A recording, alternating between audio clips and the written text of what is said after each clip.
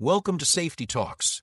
Today, we're focusing on two life-critical safety rules. Rule number 1, never place any part of your body in the operating zone of energized equipment. Rule number 3, never override or disable guards, interlocks, or safety devices.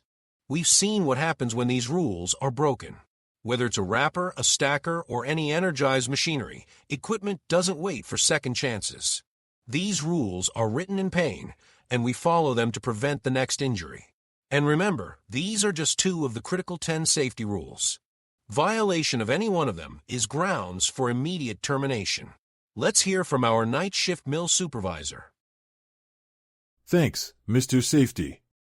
Lontec wrappers, Columbia and Matthews case stackers, the Winders, forklifts, these machines demand full respect. I always tell my team, don't confuse familiarity with safety. Just because we run them daily doesn't mean they're any less dangerous. We had a wake-up call when someone reached around a guard on the Lontec to place a label. The machine was paused, but not locked out. It could have cycled back on. That's a split-second decision that could have ended in tragedy. After that, I worked with the team to put up chains for physical barriers and held a walkthrough of our lockout and tagout expectations. We don't take risks, we prevent them. That's my priority on night shift. Let's pass this over to the shipping leader. Appreciate it. In shipping, we operate high-powered equipment like the Lontec pallet wrappers, Columbia and Matthews case stackers, and Winders. These machines are engineered with built-in guards, sensors, and interlocks for a reason. They prevent accidents.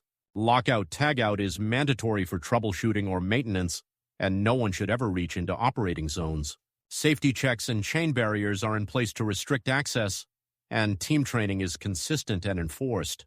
Tampering with a guard or safety device is a violation of both safety policy and common sense. Let's now hear from our COPAC team leader. Thanks. We're constantly pushing volume in COPAC, but speed never beats safety. Our automated tapers and conveyors can misfeed or jam.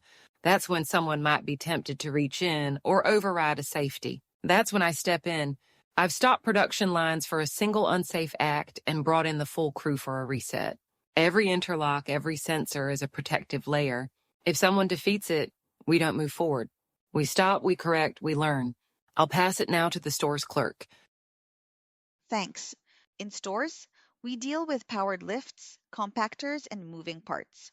Not as fast as production, but just as dangerous. People forget that even something like a lift gate can pinch or crush if it malfunctions or cycles unexpectedly. That's why we don't bypass gate locks or open access panels without lockout. No shortcut is worth the risk.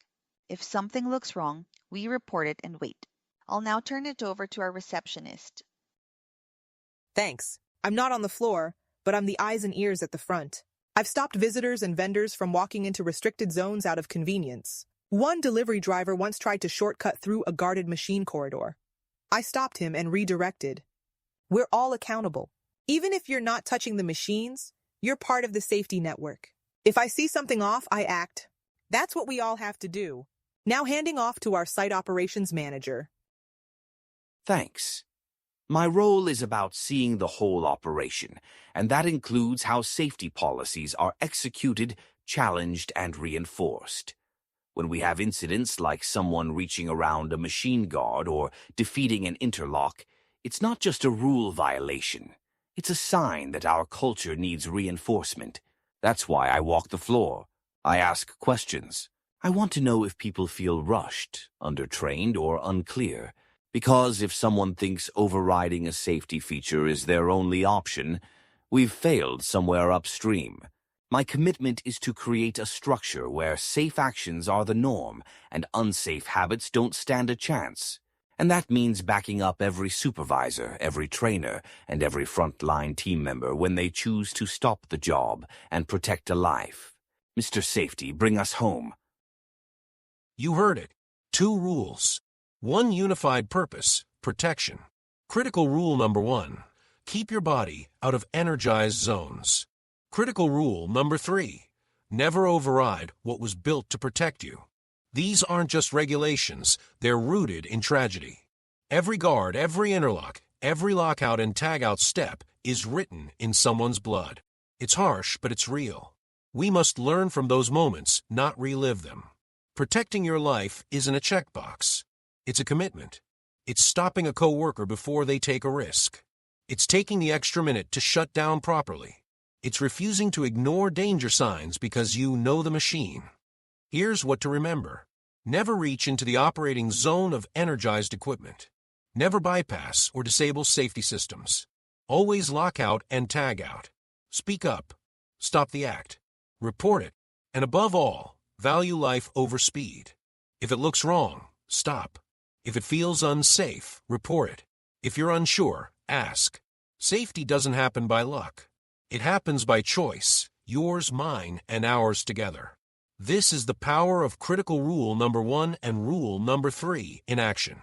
Until next time, stay committed to safety.